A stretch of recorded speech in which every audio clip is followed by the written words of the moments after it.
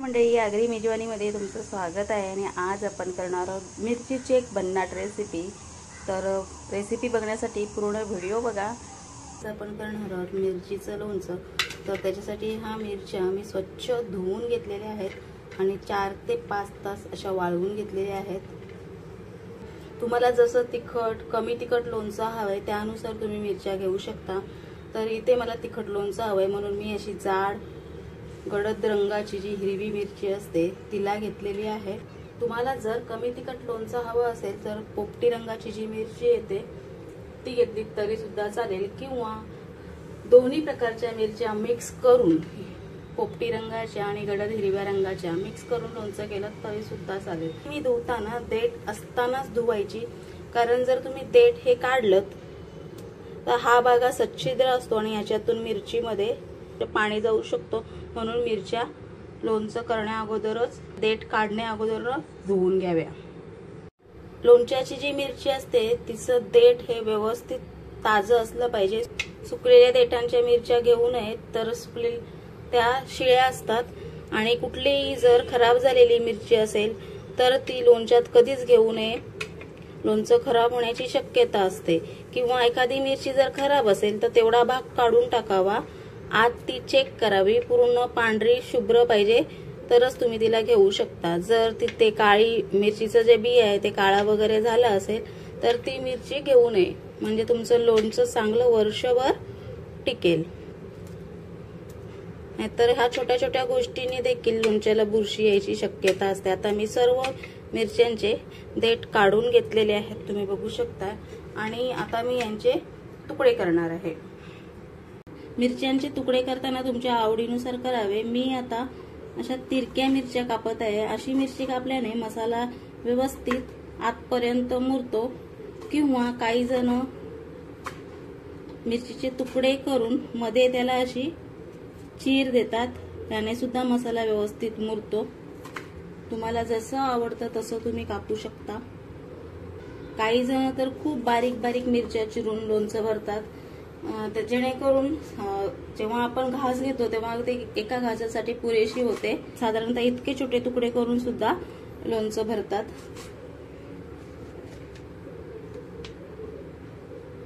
हे लोणचं करायला जास्त वेळ लागत नाही। ही रेसिपी फक्त 10 ते 15 मिनिटांची असते आणि 10 मिनिटात हे करून होतो। पण तुमच्या मिरच्या किती आहेत त्याच्यावर डिपेंड आहे, मिरची कापलेली हवी। जर जास्त मिरच्या असतील तर मात्र वेळ जास्त लागेल, पण खूप सोपी प्रोसेस आहे आणि हे लोणचं चांगलं वर्षभर टिकतं।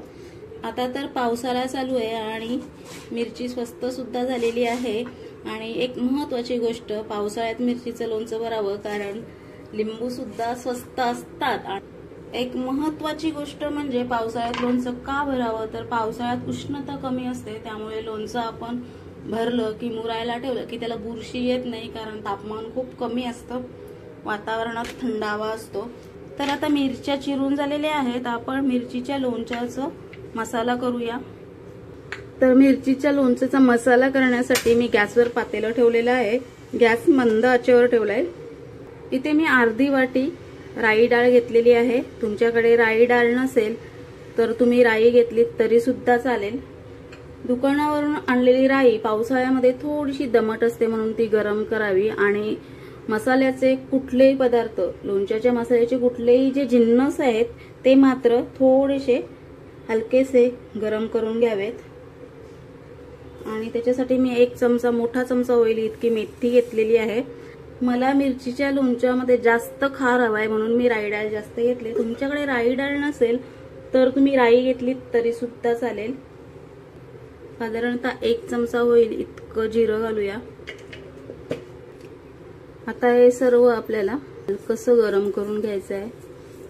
हे लोणच्याचे जिन्नस जास्त वेळ परतू नये, जास्त वेळ परतले तर ते करपतात किंवा काळपटपणा तुमच्या लोणच्याला येतो। आणि प्लस जरा कडवट चव लोणच्याची होते, कारण यामध्ये आपण मेथी घेतलेली आहे, त्यामुळे हे हलकेसे गरम करायचे। त्यांचा सुवास बाहेर पडायला लागला की गॅस बंद करून घ्यायचा। तर मस्त सुवास बाहेर पडलेला आहे, मी गॅस बंद करून घेते। आता मी एका भांड्यामध्ये काढून घेते। आता हे मसाले मस्त भाजून झालेले आहे ते आता थोडेसे गार होऊन देऊया. जर तुम्ही गरम मिक्सरच्या भांड्यामध्ये यांना फिरवून घेतलेत तर यांच्यात ओलावा निर्माण होऊ शकतो, म्हणून थोडेसे गार होऊन देऊया. आता हे मिश्रण गार झालेले आहे, हे मी मिक्सरच्या भांड्यामधून काढून घेते. तर आता हे मिक्सरच्या भांड्यामधून फिरवून घेतलेलं आहे आणि हा मिरचीच्या लोणच्याचा मसाला तयार झालेला आहे. आता यामध्ये थोडंसं हिंग, थोडीशी हळद, 2 चमचे मीठ आणि मीठ सुद्धा गरम करून घेतलेलं आहे.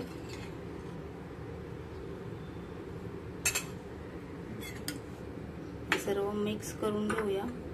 हे मी 2 लिंबांचा रस घेतलेला आहे, तो सुद्धा मिक्स करून घेऊया. आणि या मिरच्या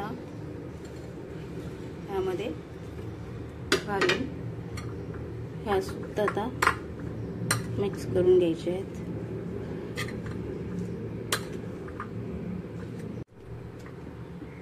आता हे सर्व घालून झाल्यानंतर पुन्हा यामध्ये मी 1 चमचा राई डाळ घालते, कारण मला खार जास्त हवाय. कारण मिरचीचं लोणचं तिखट असतं आणि आंबट असतं, त्याच्यासोबत त्याचा जो खार असतो तो देखील खायला खूप सुंदर लागतो, म्हणून मी राई डाळ जास्त घातली आहे. आता हे सर्व आपल्याला एका बरणीत भरायचं आहे. लोणचं भरताना काचेच्या बरणीमध्ये भरावं, प्लास्टिकचा वापर टाळावा, कारण हे लोणचं आपल्याला वर्षभर ठेवायचं आहे. आणि दुसरी गोष्ट म्हणजे मेटलचं जे भांडं असेल, ॲल्युमिनियम, स्टील, या भांड्यांमध्ये लोणचं भरू नये, कारण आपण मिरचीच्या लोणच्यामध्ये लिंबाचा रस आणि मीठ घातलेला आहे. त्यांची रिॲक्शन त्या भांड्याशी होते आणि मग भांड्याला भोकं पडतात, भांडं खराब होतं आणि लोणचं देखील खराब होतं. म्हणजे लोणच्यामध्ये त्या ॲल्युमिनियमचे किंवा स्टीलचे जे कण असतात ते मिक्स होतात, म्हणून लोणचं भरताना काचेच्या बरणीमध्येच भरावं. लोणच्याला कलर खूप छान आलेला आहे, तुम्ही बघू शकताय. बरणीत भरलेला आहे. शेवटची आणि महत्त्वाची स्टेप म्हणजे जर तुम्हाला आता प्रिझर्वेशनसाठी तेल घालायचं नसेल तर तुम्ही व्हिनेगर घालू शकता. अगदी 2 चमचे एवढ्या लोणच्यासाठी पुरेसं आहे, कारण ते खूप स्ट्रॉंग असतं. जर तुम्हाला व्हिनेगर घालायचं नसेल तर आपल्या पारंपरिक पद्धतीनुसार तेल घालावं. मग गोडे तेल गरम करून किंवा राईचं तेल घातलं तरी सुद्धा चालेल, पण तेल हे गरम करूनच घालावं. मी आता हे तेल गरम करून गार करायला ठेवलेलं आहे. साधारणतः वाटीभर तेल ह्याला लागतं. तेल इतकं घालावं की ते मसाल्याच्या वर आलं पाहिजे, म्हणजे मिरचीला बुरशी लागणार नाही, आणि बुरशी लागू नये म्हणूनच तेल घालतात. आता ह्या लोणच्यामध्ये प्रिझर्वेटिव्ह म्हणून मिठाचं काम आहे आणि तेलाचं काम आहे. तसेच हळद देखील घातलेली आहे, ती देखील थोडंफार प्रिझर्वेटिव्हचं काम करते. तर आता आपलं तेल गार झालेलं आहे. तेल घालताना नेहमी गार करूनच घालावं.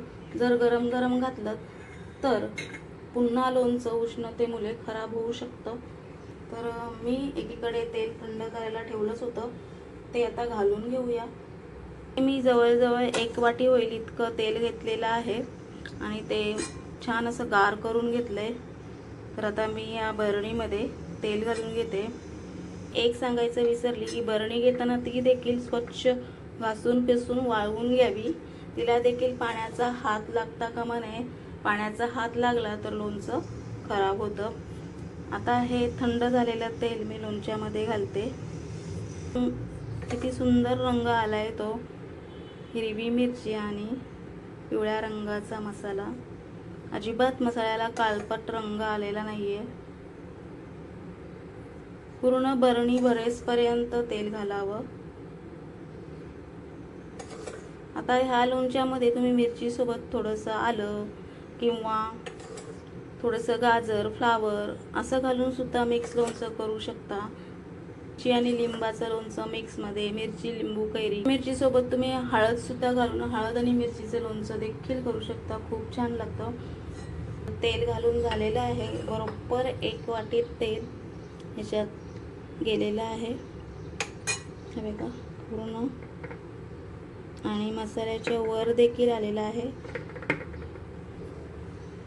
तर आता लोणचं भरून झाल्यानंतर पुन्हा त्याच्या वर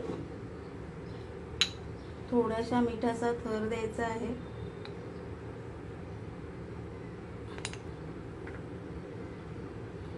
म्हणजे कुठल्याच बाजूने बुरशी लागणार नाही. पुरेपूर प्रिकॉशन घेतलेली आहे. आणि लोणचं हे थोडंसं खारटच खूप छान लागतं, अति खारट पण असू नये. तर आता हे भरून झालं. ही बरणी आपण अशीच थंड व्हायला ठेवूया. सैलसर झाकण त्यावर द्यावं म्हणजे किडा मुंगी जाणार नाही. आणि तर मंडळी आता जवळजवळ 2 तास झालेले आहेत. झाकण उघडून बघूया. हे बघा, पुरेपूर तेल आहे मसाल्याच्या वरती. अजून तुम्हाला टाकायचं असेल तर तुम्ही थोडंसं तेल टाकू शकता. आणि आता तुम्ही या बरणीला झाकण लावू शकता कारण पूर्ण गार झालेली आहे. तर अशा प्रकारे हे आपल्या मिरचीचं लोणचं तयार झालेलं आहे. लोणचं ठेवताना उष्णतेच्या जागेवर ठेवू नये, कोरड्या जागी ठेवावं. हे लोणचं चांगलं वर्षभर टिकतं. याला फ्रीजमध्ये ठेवायची गरज नाहीये. तर अशा प्रकारे सर्व टिप्स वापरून जर तुम्ही मिरचीचं लोणचं भरलं तर नक्की वर्षभर टिकेल. आता ही छोटीशी बरणी आहे त्यामुळे ही काही वर्षभर पुरणार नाही. ही एखाद महिन्यातच संपून जाईल. आणि आता तर श्रावण महिना आहे त्यामुळे हे लोणचं लगेचच संपेल. पण मोठ्या प्रमाणात जर तुम्ही किलोभराच्या प्रमाणात केलं किंवा 2 किलो मिरच्यांचं केलं वर्षभर राहतं. तर मंडळी अशा प्रकारे मिरचीचं लोणचं भरून झालेलं आहे. रेसिपी आवडली असल्यास नक्कीच करून बघा. लाईक, कमेंट, शेअर करायला विसरू नका. आणि अजूनही चॅनल सबस्क्राईब केलं नसेल तर सबस्क्राईब करायला देखील विसरू नका. पुन्हा एकदा भेटूया अशाच एखाद्या रेसिपीमध्ये. धन्यवाद.